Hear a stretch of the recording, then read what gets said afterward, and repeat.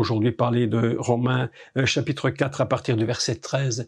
Et la semaine précédente, je vous avais dit que la loi et la grâce, et ça, vous devez toujours le retenir. Toujours le retenir. La loi et la grâce sont, j'allais dire, frères jumeaux. On ne peut jamais les séparer. Plusieurs personnes qui ont écouté le cours sur YouTube m'ont écrit et m'ont dit, mais jamais on nous avait dit ce que tu nous as dit. Pas parce que je suis génial, pas du tout. Parce que simplement, il faut comprendre ce que est la réalité de la loi et de la grâce. Et ils m'ont dit, mais jamais on avait compris, parce qu'on nous raconte qu'on n'est plus sous la loi, on est sous la grâce. L'autre nous dit non, nous sommes sous la loi et la grâce. Mais non, tout ça, c'est du blabla, tout ça. Non, ils sont absolument inséparables. Inséparables. L'un fonctionne avec l'autre. Et quand l'un paraît, l'autre se cache. Et je n'ai pas dit disparaît, je dis se cache. Comprenez bien cela.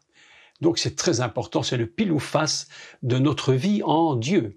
Et aujourd'hui, nous allons commencer la lecture, parce qu'ici, nous allons parler de deux choses différentes. Nous allons parler de la loi et de la foi.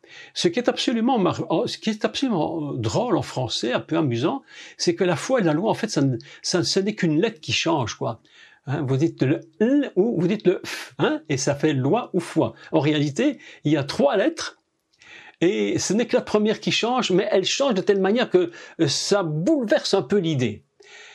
Ce week-end, non, mais laissez-moi encore vous dire quelque chose, absolument, non, laissez-moi encore vous dire quelque chose avant d'aller plus loin. Alors, samedi, j'étais donc à ce week-end et puis ce concert, mais le dimanche, tenez-vous bien, j'ai rencontré un monsieur juif, il s'appelle Moshe, et qui écrit un livre absolument fabuleux.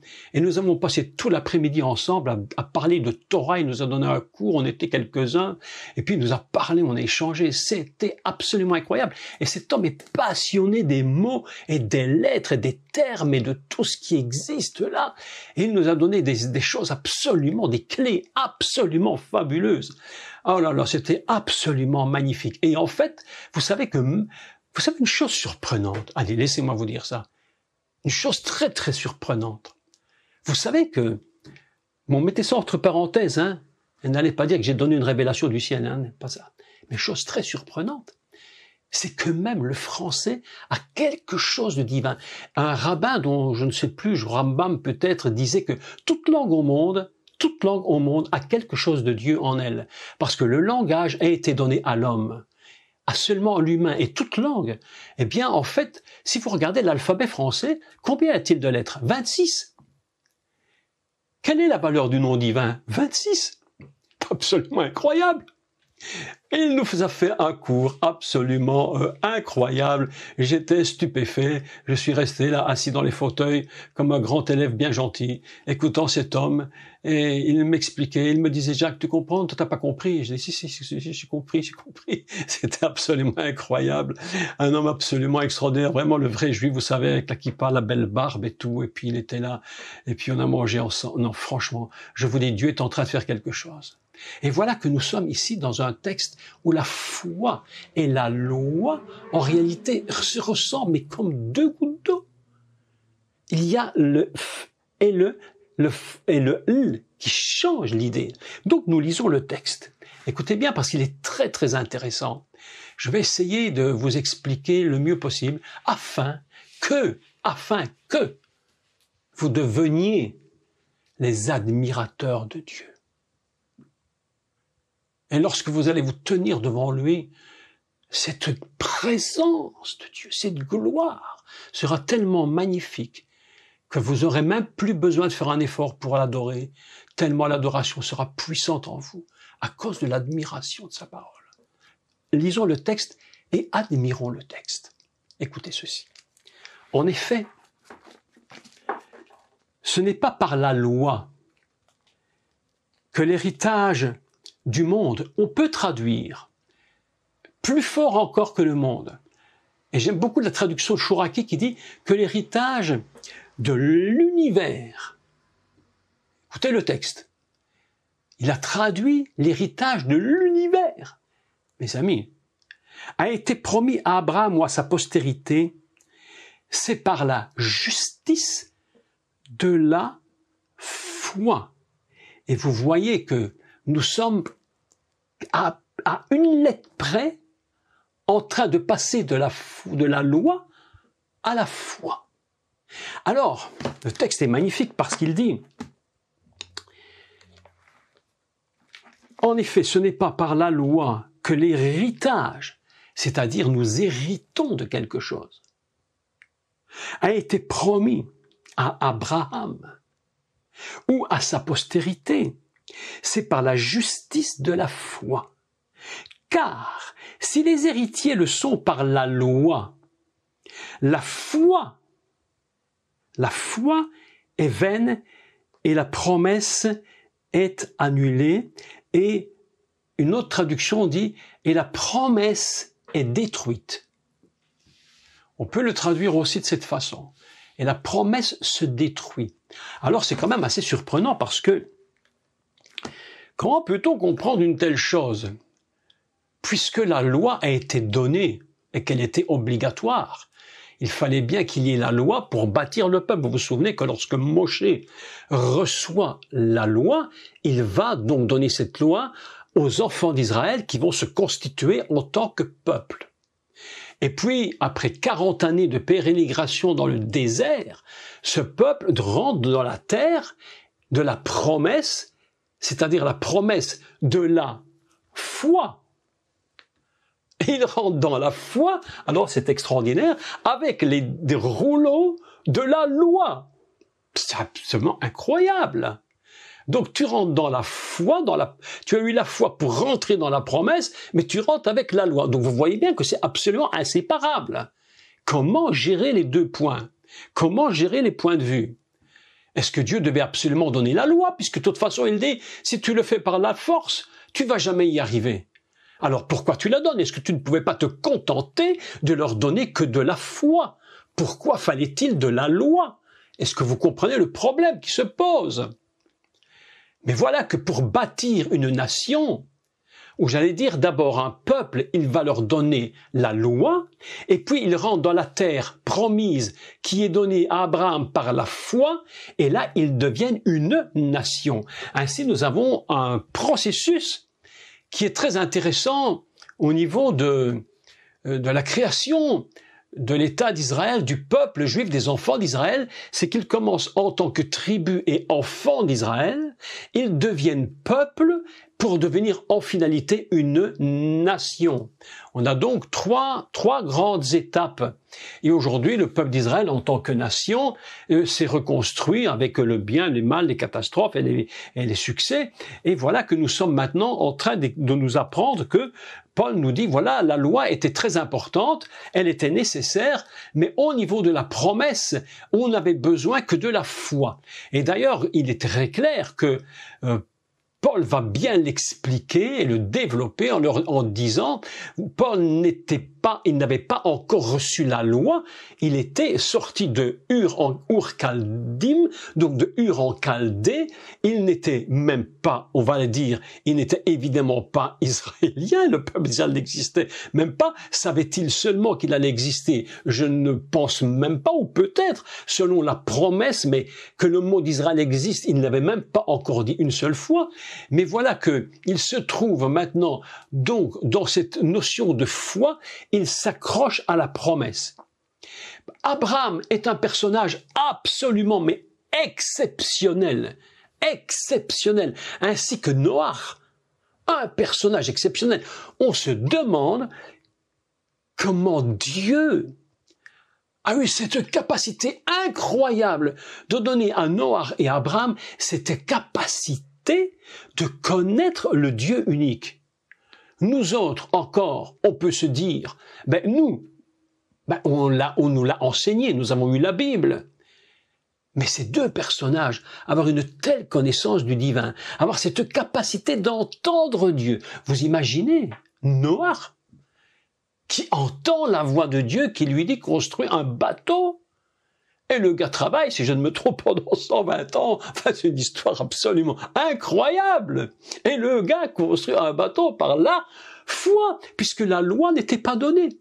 Abraham reçoit la promesse d'une terre, d'une bénédiction. Il reçoit la promesse plus que d'une terre. Il reçoit, comme il est écrit, la promesse du monde et même plus de l'univers. Mes amis, les hommes politiques se battent pour leur pays ou pour prendre un pays qui n'est pas à eux, parce que vous savez pourquoi? Je me suis demandé une question, je me suis dit, mais pourquoi tous ces hommes qui sont des espèces de vilains dictateurs sur terre veulent toujours prendre le pays de l'autre? Mais qu'est-ce qu'ils ont en tête? Ils savent déjà à peine gérer le leur, ils veulent prendre celui des autres. Je me suis dit, mais pourquoi? Parce que j'ai l'impression, vous en ferez ce que vous voulez, mais c'est l'impression que inconsciemment, à l'intérieur d'eux-mêmes, il y a quelque chose qui est une petite résurgence de vouloir posséder ce que Dieu avait dit, mais qu'ils n'y arrivent pas. Et comme ils sont très loin de Dieu et qu'ils sont même complètement livrés même au mal, ils essaient de prendre ce qui n'est pas à eux. Mais nous, vous et moi, mais nous n'avons aucune bataille à mener. Nous ne nous battons pas pour prendre ce qui n'est pas à nous. Pour quelle raison? Mais mes amis, tout simplement, parce que l'héritage du monde nous a déjà été donné. C'est la raison pour laquelle Yeshua va dire « Allez par tout le monde ». Et déployer les tentes du tabernacle sur le monde entier. Pourquoi? Parce que le monde est à nous. Selon la promesse qui est faite à Abraham, nous n'avons pas à nous battre en essayant de construire des lois ou d'utiliser des lois pour posséder cet héritage du monde. La Bible nous dit Abraham a reçu l'héritage du monde et même de l'univers par la foi. Il n'avait même pas besoin de quoi que ce soit pour de la loi.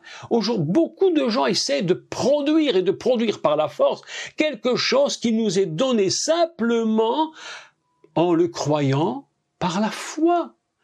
Dieu, le maître de l'univers, nous a dotés d'une capacité, mes amis. Si vous pouvez, prenez conscience une seconde de la puissance de la foi. La puissance de la foi. Vous savez que la puissance de la foi, vous savez ce qu'elle a comme première capacité? La foi produit le repos. La foi nous donne de la tranquillité. Dieu te dit, je ne te demande pas de le prendre par la force. D'ailleurs, comment pourrais-tu prendre le monde par la force? Pas du tout. La foi nous donne la paix, la tranquillité. Dieu dit à Abraham, oh non, je crois que Dieu était tellement intelligent, tellement sage, qu'il n'a pas attendu que la loi ait été donnée pour donner la promesse.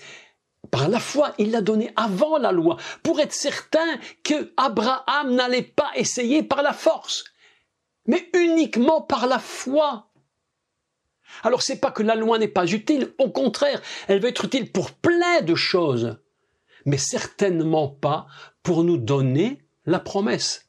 La promesse vient du ciel, elle est donnée à Abraham qui croit. Et nous allons lire un texte absolument, mais c'est un texte admirable. Mes amis, soyez dans l'admiration de ce texte, parce que je suis en train de te dire une chose magnifique, je suis en train de te libérer d'un fardeau et d'un poids. Combien d'entre nous avons essayé de faire pour obtenir les promesses? Est-ce que vous l'avez remarqué? Et vous étiez fatigué, et vous étiez épuisé, et puis lorsque tu as bâti, ça s'est écroulé, et tu as dit, mais pourtant j'ai tout essayé, mais Dieu te dit, mais mon cher ami, mon enfant, mon fils, ma fille, mais qu'est-ce que tu as fait? Je ne t'ai pas demandé de te fatiguer, je t'ai demandé simplement de croire ce que je t'ai dit. La foi nous rend tranquilles et paisibles. C'est par la foi qu'Abraham a obtenu ce que personne ne peut nous donner, c'est-à-dire l'héritage de l'univers entier. Oh!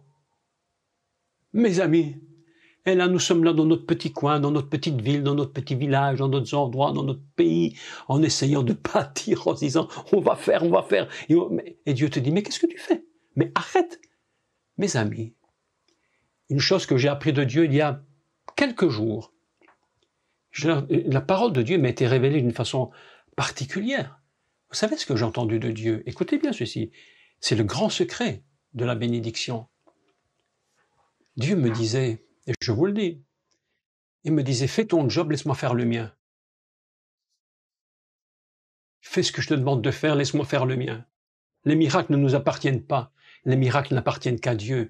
Dieu te dit, laisse-moi faire mes miracles. Laisse-moi faire mes miracles. Comment tu veux produire ce que tu ne peux pas produire? N'essaye même pas. Je te demande d'arrêter d'essayer. Je te demande seulement de perfectionner le don que je t'ai donné. C'est tout ce que je te demande. Le reste, ça m'appartient. Mes amis, nous ne guérirons pas de malades. Nous n'ouvrirons pas les yeux des aveugles. Ça, c'est le travail de Dieu. C'est lui qui le fait. C'est lui qui le fait, pas nous. Toi, tu fais ton travail. Dieu te dit, fais ça. C'est pourquoi j'aime beaucoup la parole de Yeshua quand il dit, moi, mais on se pose la question, comment Yeshua n'a jamais échoué? N'est-ce pas? Parfois, je me disais, mais comment t'as fait? Nous, on essaye, on rate, on recommence, on rate, on essaye, parfois on réussit, de temps en temps mieux, heureusement d'ailleurs. Mais de temps en temps, on rate. Et ça marche pas. Mais Yeshua dit, moi, je ne fais rien. Je ne fais rien. Comment, toi, Yeshua, tu ne fais rien? Il dit, mais non. Moi, je ne fais que ce que je vois faire. Je ne dis que ce que j'entends dire. Point barre. Laissez Dieu faire ses affaires. Arrêtez de vous mêler des affaires de Dieu. Ne faites que ce qu'il vous demande de faire. S'il te demande, va là, assieds-toi et attends, assieds-toi et attends et arrête de te fatiguer, parce que de toute façon, c'est dans l'obéissance à la parole, mais pour l'obéissance, il faut connaître la volonté de Dieu. Et lorsque tu le sais, tu fais ce que tu dois et tu t'arrêtes et tu laisses Dieu prendre la relève. Il fait ce que tu ne pourras jamais faire. Ah, mes amis, je vous dis que c'est une grande chose. Très grande chose. Abraham a reçu la foi, mais bien sûr, avant la loi, pour être bien certain que la promesse de l'univers et du monde ne dépendrait pas des œuvres, mais que de la foi. Est-ce que vous me suivez bien? Ah, mes amis, je vous dis, le Seigneur il est tellement bon avec nous, admirable, conseiller. Il te dit, mais admire-moi et je te conseille. Admire-moi, je te conseille. Alors tu vas comprendre que c'est moi le prince de la paix et tu seras tranquille. Oh, mes amis, quelle gloire de Dieu, mais quelle gloire ce texte. C'est pourquoi il est écrit, c'est par la justice, écoutez le mot, c'est par la justice de la foi. J'avais écrit le mot ici, tzidkad emunato, tzidkad emunato, la justice de la foi. Tzidkad emunato, par la justice de la foi. La foi est aussi juste que la loi. Vivre par la foi est un état de justice. Et le mot tzidkad ici que vous connaissez tous, c'est la tzedaka. Et qu'est-ce qu'une tzedaka? Tout le monde sait en Israël ce que c'est une tzedaka. Une tzedaka, en fait, c'est quoi? C'est faire un acte juste. Quand on met une offrande dans le tronc, on fait une tzedaka, c'est-à-dire on va faire une offrande de justice. Ça nous rend juste. C'est par la justice de la foi. Mais qu'est-ce que la tzedaka? C'est donner un don. C'est-à-dire, je donne de ma personne à Dieu. Je te dis, je te donne de ma vie. Je mets ma vie dans le tronc afin que tu fasses ce que tu veux avec moi. Je te donne ma vie. Je fais un acte de justice. Et cet acte de justice c'est par la justice de la foi. Alors que souvent, on nous enseigne que la justice, c'est la loi. Mais bien sûr, c'est aussi la loi. Mais c'est avant tout la foi. La foi est un acte juste devant Dieu. Mais comment est-ce possible? Puisque la foi est un acte juste, la foi c'est un acte qui nous repose, qui nous met dans la paix. Et cette foi d'Abraham, cette foi extraordinaire qui ne dépend que du don divin, c'est ce que l'Épître aux Hébreux nous dit. Empressez-vous de rentrer dans le repos. Parce que si tu n'es pas dans le repos, c'est que tu es dans la loi et tu n'es pas dans la foi. Quelle force! Mais quel texte! Mais quelle parole admirable!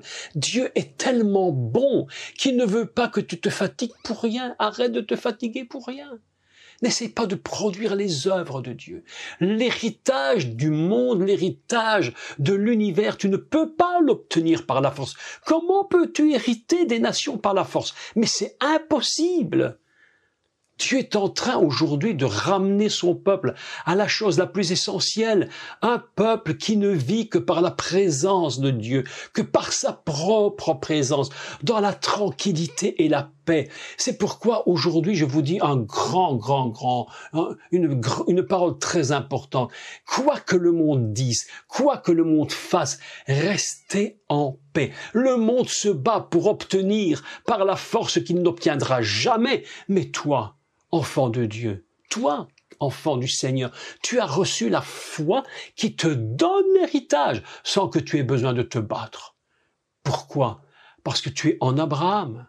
Et lorsqu'Abraham a reçu la promesse, il n'avait pas besoin de la loi, il n'avait besoin que de la foi. Mes amis, c'est un message que je vous dis aujourd'hui. Vous savez que ce message de Romains 4, à partir du verset 13, c'est un message qui nous libère. Un message qui nous fait poser nos poids, qui fait poser nos efforts inutiles, qui nous empêche de réfléchir à des choses qui ne servent à rien du tout. Combien dans ma vie j'ai essayé, jusqu'au jour où j'ai compris que Dieu m'a dit, mais quand est-ce que tu vas décider de t'arrêter? Tu vas t'arrêter quand? Dieu te dit, tant que tu feras, je ne pourrai pas le faire. J'ai posé mes bagages. J'ai posé mes valises. J'ai posé mes valises d'évangélistes. J'ai posé mes valises d'enseignants. J'ai posé mes valises de prophètes. J'ai posé mes valises de docteurs. J'ai posé toutes mes valises. Et j'ai dit, Seigneur, arrêtons là. Je pose mes valises. Et maintenant, qu'est-ce qu'on fait? Dieu m'a dit, mais maintenant on marche. Parce qu'avec tes valises, comment veux-tu avancer? Mais c'est trop lourd. Comment t'avances? Oh, je me souviens lorsque j'étais jeune garçon, j'avais 12-13 ans, c'était extraordinaire. J'aimais beaucoup aller à l'armée du salut à cette époque. Il y avait mais Claudie qui est ici, que je vois, connaît très bien les personnes dont je parle, de Monsieur Péon, le colonel Péon, et tous ces gens admirables. Et il disait souvent aux gens, lorsqu'il prêchait, ils avaient un don pour gagner les âmes. Il disait, les gens viennent à la croix, ils déposent leurs bagages, ils se relèvent, ils reprennent les bagages, ils rentrent chez eux. Eh oui, mais mes amis, c'est vrai au niveau du péché, mais pas qu'au niveau du péché. Je te parle au niveau de l'œuvre, au niveau de la promesse. Ce soir, je te parle de la promesse. Est-ce que tu me comprends? Je te parle de la promesse. Je vois ma sœur Sébastine qui est là devant moi, qui a un grand sourire. Je suis tellement content de la voir. Ma sœur Claudia, et puis Irène et tout, je vous vois tous là, avec un sourire, parce que je suis en train de te libérer des efforts inutiles. La foi nous libère. La foi nous relaxe. Empressez-vous de rentrer dans le repos. Où est-ce qu'on trouve la foi? Je vais te le dire. Dans le repos de Dieu. Dans le repos de Dieu se trouve la foi. C'est pourquoi Abraham, à lui tout seul, écoutez bien ça c'est fort, ça c'est hyper fort. Abraham, à lui tout seul, était capable de contenir en lui toute la foi de l'humanité entière. Cet homme est exceptionnel. Nous autres, on essaie d'avoir notre foi à nous. Lui, il contenait la foi de tous. Et lorsque nous sommes venus à lui, Dieu nous a mis en Abraham afin que nous puissions récupérer de la foi d'Abraham, afin que nous cessions d'essayer de bâtir de la foi par nous-mêmes. La foi, mes amis, elle se bâtit à condition que nous demeurions dans le repos. Est-ce que vous comprenez la différence entre la foi et la loi? Une seule lettre.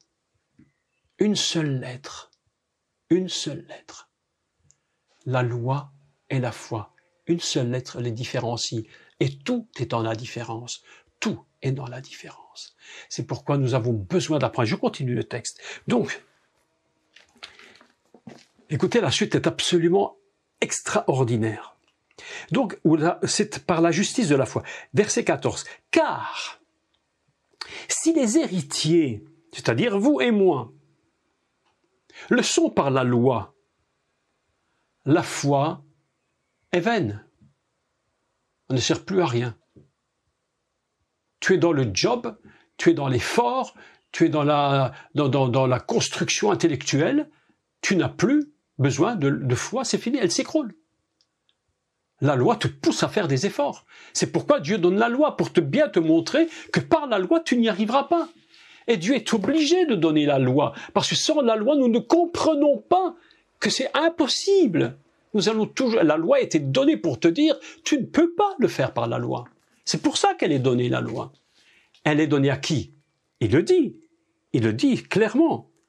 Car si les héritiers, c'est vous, moi, le sont par la loi, la foi est annulée, la foi est vaine, et la promesse est détruite. Vous imaginez, mes amis, la responsabilité que nous avons de la promesse. Dieu est en train de nous dire que nous avons la capacité de détruire ou de garder la promesse. Je ne vais même pas dire de bâtir la promesse, parce que la promesse, nous ne pouvons pas la bâtir. On la reçoit en cadeau. La promesse, nous la recevons en cadeau telle qu'elle est. Quand tu reçois un beau cadeau, en principe, tu reçois, je ne sais pas pour les dames, tu reçois un magnifique collier en diamant, de perles. Ben écoute, voilà, moi je reçois une magnifique Rolls-Royce, je prends des exemples extrêmement élevés, évidemment. Ben, quand je le reçois, je n'ai rien à faire pour l'améliorer. Il est ce qu'il est, ce collier. La Rolls-Royce, elle est ce qu'elle est. Je la reçois comme elle est, je n'ai rien à faire. Par contre, je peux le détruire. Je peux la détruire. La foi est un don du ciel. La foi, c'est la nature même de Dieu qui vient et qui se donne à toi selon ce que tu as besoin et selon la capacité qu'il a vue en toi. Et lorsqu'il te regarde, il dit, ah, cette dame-là, ma fille-là, mon fils, ah, je sais qu'il a la capacité pour ça et ça, je te donne la promesse. Mais quand tu l'as, c'est un cadeau. N'essaye pas de bâtir de la promesse. Tu ne peux pas bâtir de la promesse. La promesse, c'est Dieu lui-même. Par contre, tu peux la détruire. Eh oui. Au moment où tu essaies de produire de la promesse ou de rajouter à la promesse, tu es en train de détruire. C'est pourquoi tu as besoin de repos, de calme. Tu sais ce que la foi produit encore en toi? Elle produit une deuxième chose, plus que du repos encore. Elle produit véritablement la capacité d'admirer et d'être véritablement devant elle en admiration. Tu m'as donné un cadeau et je l'admire. Quelle tranquillité, quelle paix. Tu m'as donné cette capacité de ne pas m'inquiéter. Cette promesse, tu me l'as donnée. Elle est tellement simple. Reçois-la gentiment. Ne t'inquiète de rien. Ne fais rien pour l'améliorer. La promesse, elle est au maximum. Mais surtout, sois prudent de ne pas la détruire. En te mettant dans la fatigue. Je suis en train de lire ce que Thierry est en train de nous écrire. Tzedek. Justice, le poids du mot, 388. Et oh non, mais ça c'est magnifique Thierry. Non, mais là tu nous aides beaucoup, mon frère, mais tu nous aides beaucoup. Non, j'aime beaucoup Thierry et Claire parce que vraiment, ça c'est des amis chers à moi. Et il nous dit que le poids du mot Tzedek 388 est équivalent au mot pour l'amour du Mashiach 388. Oh, mes amis. Qu'est-ce que c'est que la justice? C'est l'amour pour le Messie. Oh, moi je refuse aujourd'hui de me fatiguer. Dans l'œuvre de Dieu, je veux refuser de me fatiguer. Je refuse. Je refuse. Restez en paix. Continuons. Si les héritiers le sont par la loi, la foi est vaine et la promesse est détruite. Car la loi, écoutez maintenant, écoutez bien le texte. Car la loi produit la colère. Mes amis, non mais est-ce que vous sentez le poids du mot? Car la loi produit la colère. Autrement dit, je te donne un cadeau, tu n'en as rien, tu le reçois, tu t'inquiètes de rien, tu sais que ça fonctionne, tu profites du cadeau, mais tu essaies de... Non, et tu te mets dans les efforts. Mais non, la loi produit la colère. Mais de qui? Ben de Dieu. Quand tu essaies de faire son travail, alors que c'est pas ton travail, mais tu sais que tu es en train de le blesser. Tu touches le ciel et tu le blesses.